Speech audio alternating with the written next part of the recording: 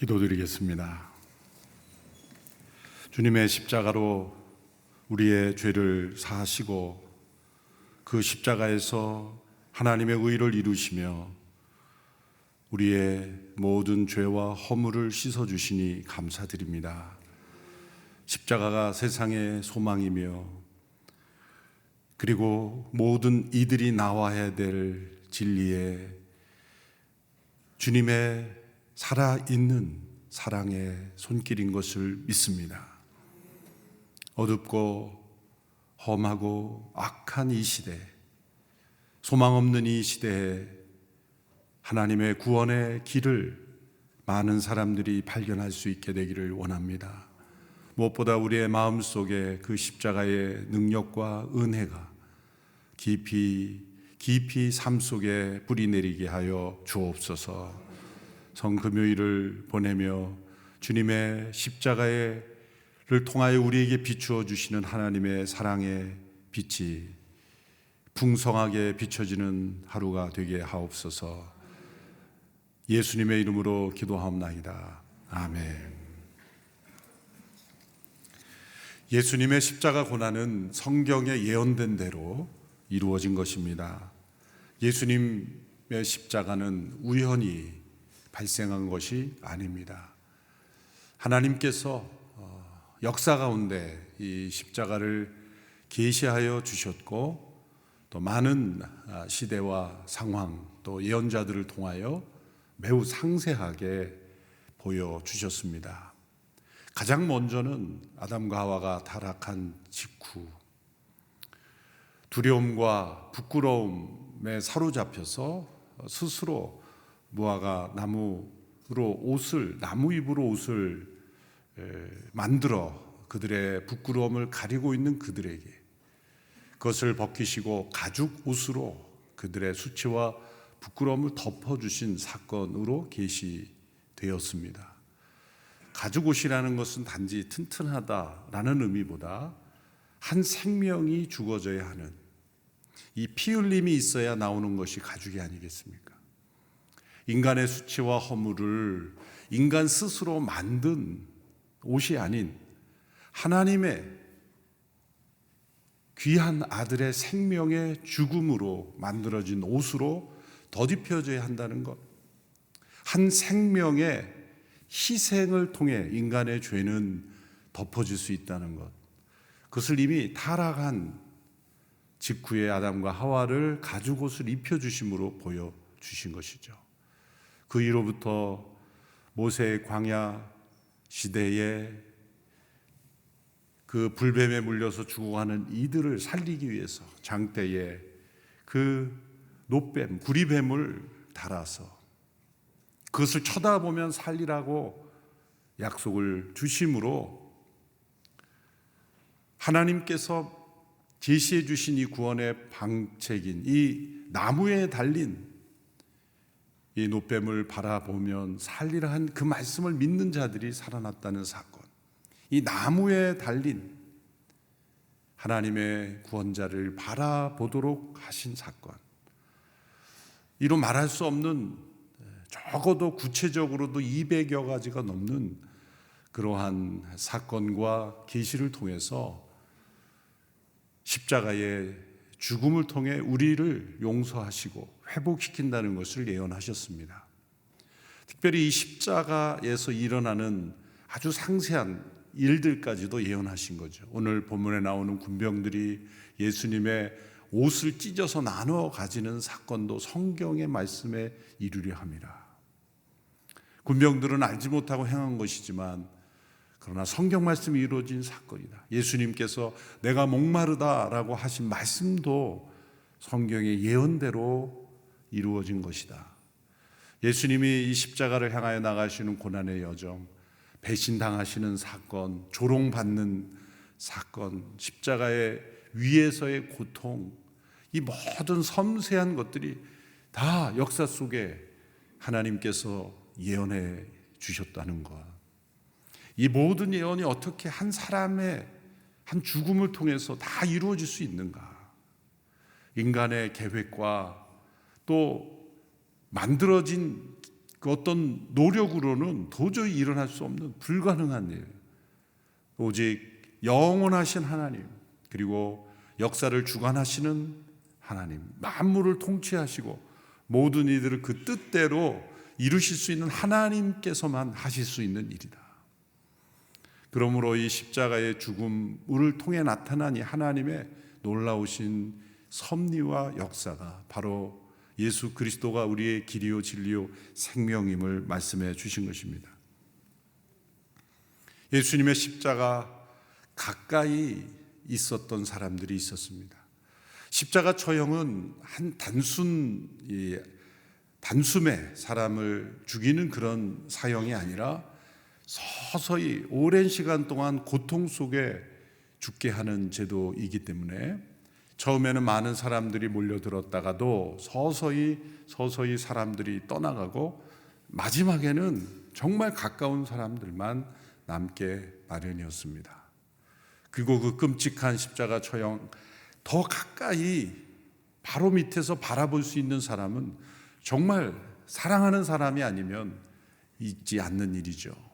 어떤 재난의 현장에서, 끔찍한 사고 현장에서 그 사고 현장 가장 가까이 나아가서 그 현장을 볼 수 있는 사람은 사랑하는 가족일 것입니다. 다른 사람은 끔찍한 현장을 보기를 싫어하죠. 눈을 돌리죠. 그저 멀리서만 바라보고 싶을 겁니다. 끔찍할수록 더 가까이 보고 싶어하는 이는 사랑하는 이입니다. 예수님의 십자가 가까이, 어쩌면 군병들보다 더 가까이 서 있던 이들이 있었습니다. 오늘 본문 19장 25절에서 그 사람들의 이름이 나옵니다. 예수님의 십자가 곁에는 예수의 어머니와 이모와 글로바의 아내 마리아와 막달라 마리아가 서 있었습니다. 4명의 여인의 이름이 나오죠. 예수님의 어머니 이름도 마리아고, 또 이모는 살로메, 야고보와 요한의 어머니죠. 글로바의 아내 마리아, 막달라 마리아. 당시에 마리아라는 이름이 아주 보편적이고 흔한 이름이었기 때문에 그 앞에 어떤 지역 이름이나 막달라 마리아처럼 막달란 지역의 마리아, 출신의 마리아, 혹은 누구의 아내 마리아, 누구의 어머니 마리아, 이런 식으로 구별해서 부른 것을 알 수가 있습니다. 그리고 예수께서는 자기의 어머니와 그 곁에 사랑하는 제자가 서 있는 것을 보셨습니다. 요한이죠. 요한복음을 기록한 요한. 요한은 자신의 이름을 요한복음에 기록하지 않고 사랑하시는 제자, 사랑하는 제자, 이렇게, 또 때로는 그 품에 의지하던 제자, 자신의 이름을 감추고 이렇게 이런 명칭으로 사용했다는 걸 알 수가 있습니다. 이렇게 5명이 예수님의 십자가 처형 가장 가까이 있었습니다. 당시에 베드로, 야고보, 또한 여러 제자들은 다 어디론가 떠나버리고 말았습니다. 두려워서 떠났고, 실망해서 떠났고, 또 어디론가 숨었고, 어쩌면 그 십자가를 먼 곳에서 멀찍이 이렇게 바라보는 제자도 혹시 있었을 겁니다. 그러나 요한이 그 현장에 있었기 때문에 십자가 현장에 있었던 4명의 여인들의 이름을 기록하고, 그리고 자신이 그곳에 있었어. 그리고 그 모든 상황을, 그 예수님의 십자가 상에서의 육성을, 그 참혹한 이 처형 속에서 신음하듯 나오는 예수님의 음성을 듣고 기록할 수 있었던 것은 가장 가까이 있었기 때문입니다.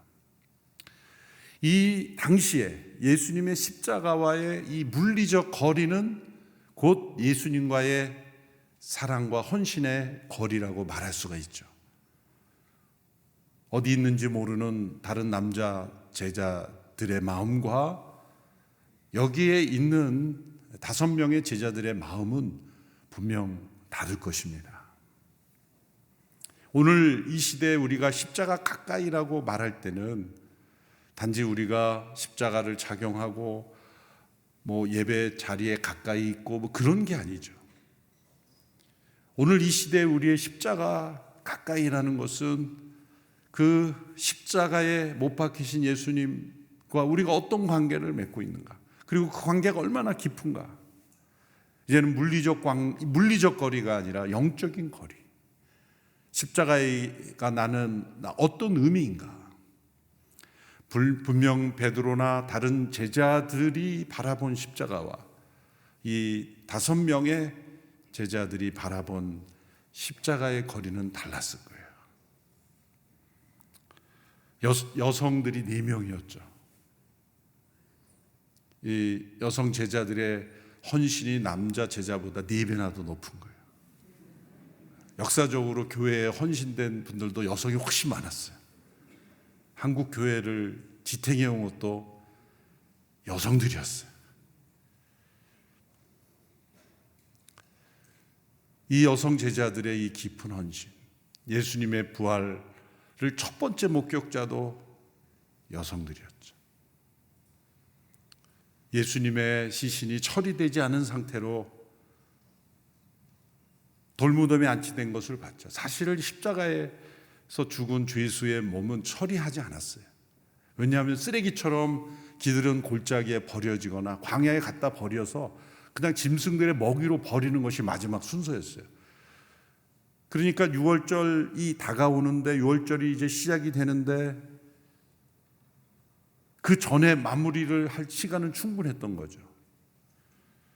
그래서 그 전에만 운명하면 그저 골짜기에 던져버리면 되는 거기 때문에 이 십자가의 처형에 죽은 죄수를 그 시체를 닦고 기름을 바르고 향유를 붓고 이런 일은 필요가 없는 거죠.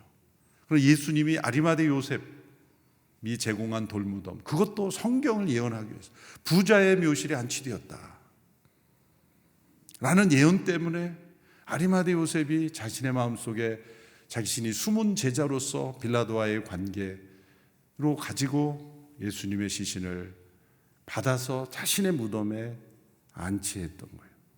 그걸 보고 여성 제자들은 향유를 가지고 예수님의 무덤에 간 것이죠.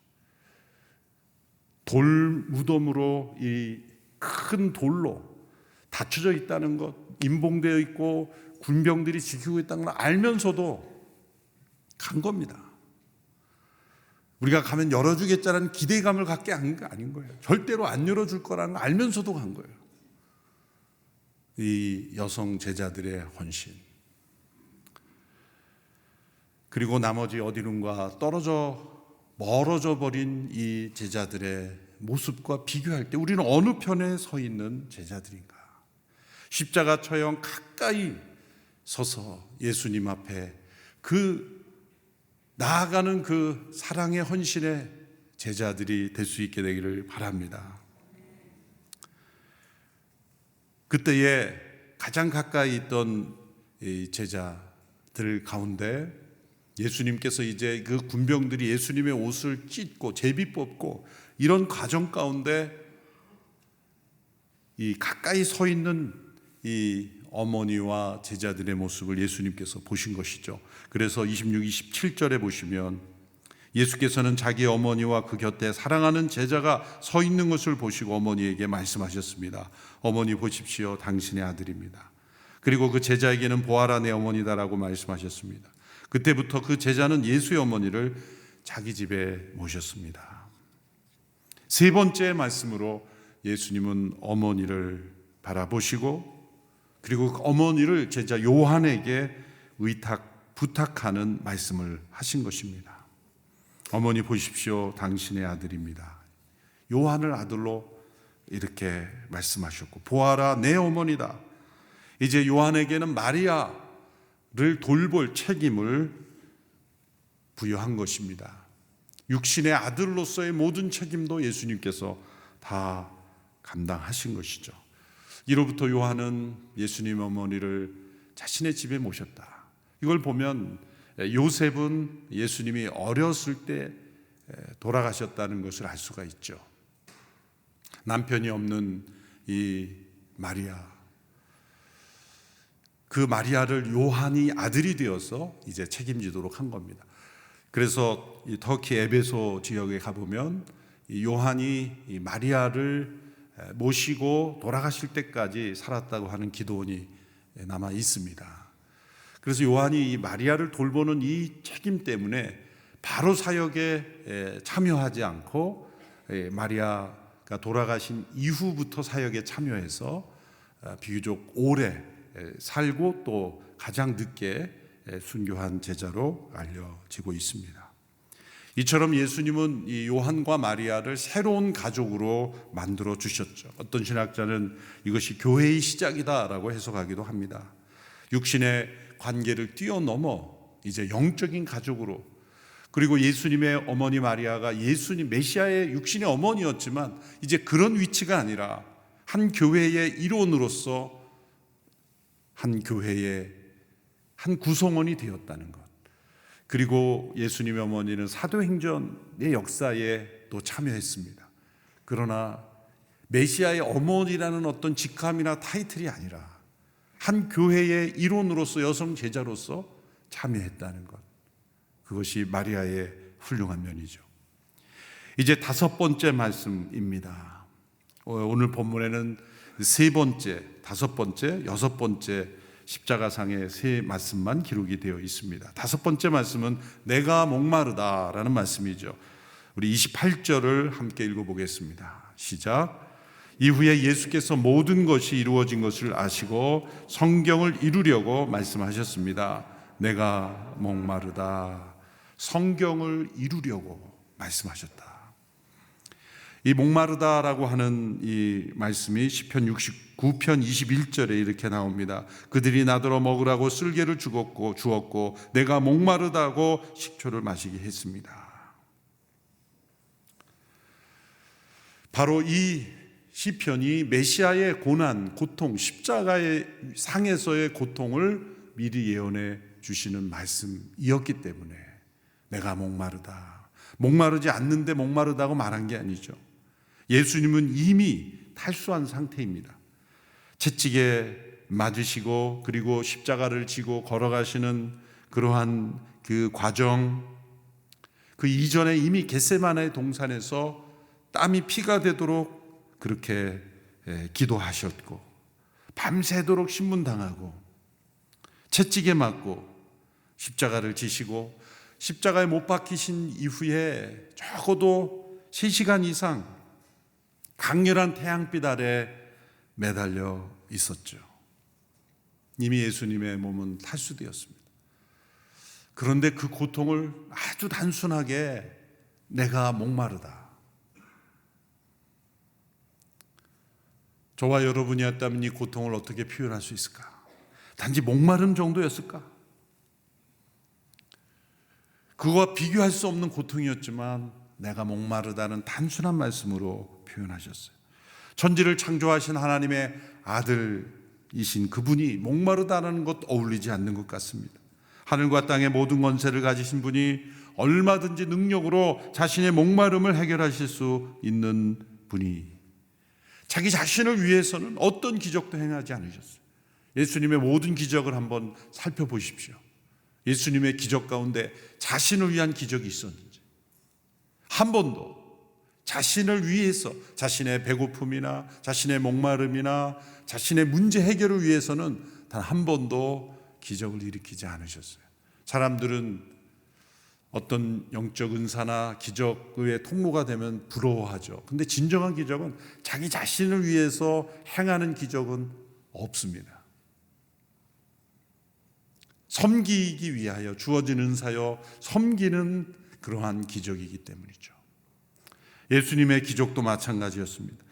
그래서 이 목마름을 받아들이시고 그 고통을 감당하신 이유는 무엇입니까? 우리 인생의 모든 목마름, 우리의 인생의 모든 고통을 십자가로 씻어주시기 위해서, 부활의 생명으로 고쳐주시기 위해서 그 모든 고통을 다 담당하신 것입니다.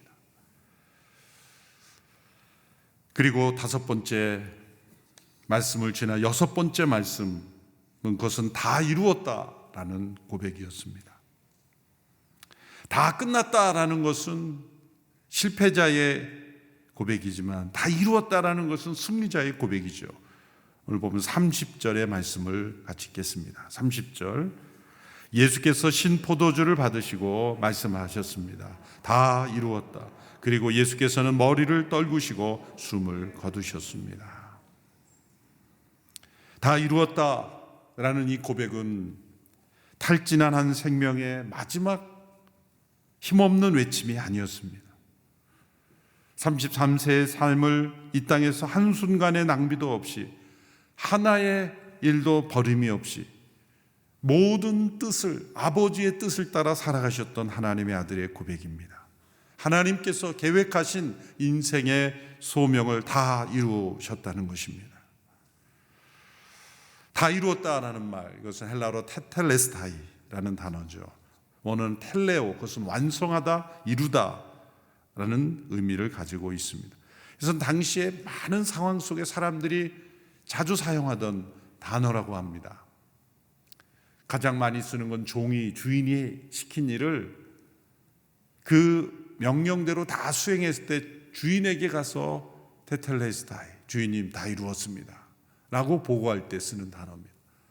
또한 제사장이 백성들이 예물을 가져올 때 흠이 없어야 하는 예물일 때 그 제물을 다 검사하고 나서 테텔레스타이, 도장을 찍어주면 흠이 없다, 완벽하다, 합당하다라는 메시지를 보여줍니다. 예술가가 자신의 작품을 다 만들어 놓고 한 걸음 물러서서 바라보면서 테텔레스타이, 그것은 완성됐다, 만족하다라는 말이죠. 또한 이 상인들이 빚을 지고 있었지만 빚을 다 갚았을 때, 다 갚았다, 이제는 나에게 조금도 채무가 없다라는 확인증을 봤을 때 거기에 테텔레스타이라는 단어가 쓰여 있었습니다. 이처럼 우리의 삶의 모든 이 내가 갚아야 될 빚을 다 청산하고 이루어야 될 모든 인생의 목적을 다 이룰 때 쓰는 이 단어를 예수님이 마지막 운명하시는 그 순간 말씀하셨다는 겁니다. 우리의 인생의 마지막에 어떤 단어를 남길까요? 죽음 앞에 섰을 때 우리는 어떤 단어로 마지막 우리의 호흡을 남기는 그 말로 말하고 싶을까요? 그 말을 우리는 준비하며 살아야 합니다. 만일 우리가 그렇게 죽을 준비가 되어 있지 않으면 우리는 살아갈 준비가 되어 있지 않은 것입니다. 예수님은 이 다 이루었다는 이 말씀을 위해서 하늘의 영광을 버리고 이 땅에 오셨고 33세의 짧은 인생이지만 하나님의 모든 뜻을 다 이루는 완성의 삶을 사셨던 것입니다. 우리의 인생의 마지막 순간에 우리는 무슨 말을 남길 것인가? 고난주간을 보내며 우리의 삶 속에 예수님의 십자가 가까이 있는 우리의 삶 속에 내가 남길 마지막 말은 무엇인가? 오늘 하루 그 말을 찾는 하루가 될 수 있게 되기를 바랍니다. 예수님처럼 다 이루었습니다 라고 말할 수 있다면 얼마나 정말 좋을까? 얼마나 오래 사느냐보다 하나님 앞에 설 때 다 이루었다고 말할 수 있는 인생이 더 값진 인생이 아닐까? 우리의 모든 삶 속에 매일매일 내 삶 속에 하나님의 뜻 가운데 하나님과 동행하며 성령 안에 산다면 그렇게 고백하는 것은 불가능한 일이 아닐 것입니다. 다 이루었다라는 주님의 음성을 기억하며 우리가 주님의 십자가 더 가까이 나아가는 우리 모든 성도들 되기를 축원합니다. 기도하겠습니다. 하나님 아버지, 주님의 십자가상의 7마디 중 3마디의 말씀을 들었습니다. 죽음의 고통 앞에 서면 자기중심적으로 변하는 우리의 본성과 달리 마지막 그 순간에도 육신의 어머니를 돌보도록 하셨고 주님의 마음속에는 아버지께서 주신 사명을 이루는 그것이 가장 중요하셨고 당신의 고통은 목마르다라는 아주 간단한 표현 하나로 그 고통을 표현하셨음을 보았습니다. 우리 자신의 고통에는 늘 민감하고 다른 이들의 고통에는 늘 둔감한 저희들을 바라보며 이제 자기중심적인 우리의 모든 삶을 십자가에 못 박고 하나님 나라와 의와 하나님의 역사에 깊이 헌신할 수 있는 우리 모두가 되게 하여 주옵소서. 우리의 인생의 마지막 순간에 우리가 무슨 말을 남겨야 할지를 우리가 미리 준비하며 그 말에 합당한 삶이 되도록 십자가로 더 가까이 나가는 우리 모든 삶이 되게 하여 주옵소서. 예수님의 이름으로 기도합니다. 아멘.